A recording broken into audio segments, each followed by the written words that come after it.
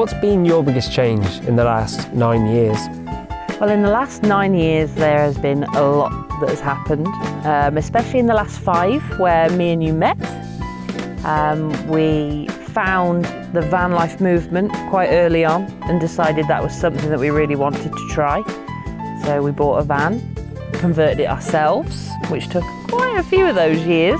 As complete novices, it certainly took up a lot of time. And then last year, well, 2019 into 2020, we travelled around Europe for the full 12 months, going on 13 months. Wow, what an amazing experience that was. And I think it was more than just a holiday, as some people assumed. I think it opened our eyes to the way that we want to live our lives, sort of live as simply as we can to enable us to do these things more often.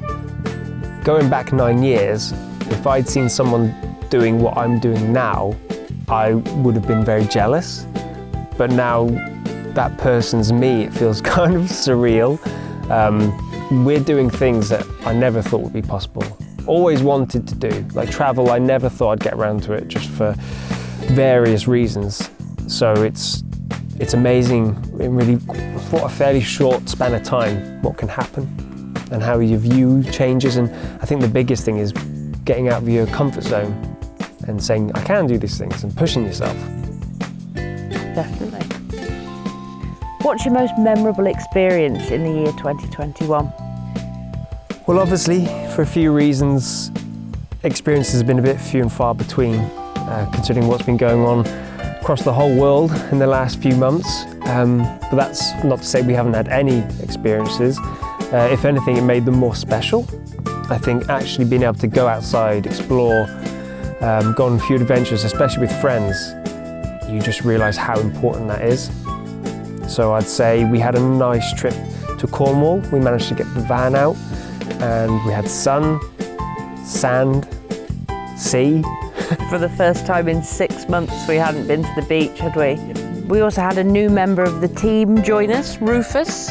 We picked him up in December 2020. And yeah, so it's been new adventures with our lad. Definitely a lot of memorable experiences with him, getting him on the sea kayaks and the stand-up paddle boards, which we hope to do a lot more of in the future. So getting him accustomed has been really good.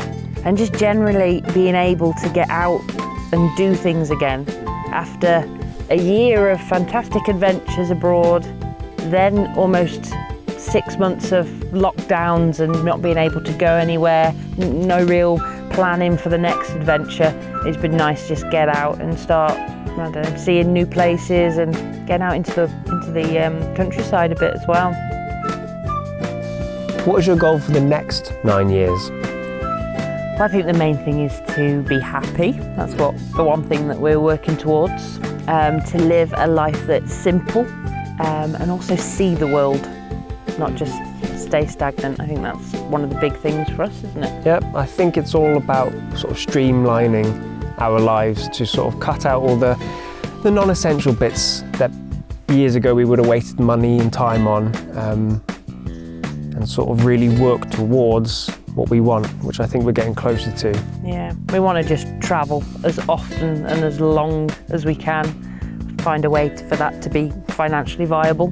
Yeah, I think just, especially with our travels over the last few years, being able to like sort of reconnect with the outdoors and really, instead of just existing, we felt like we're really living, you know.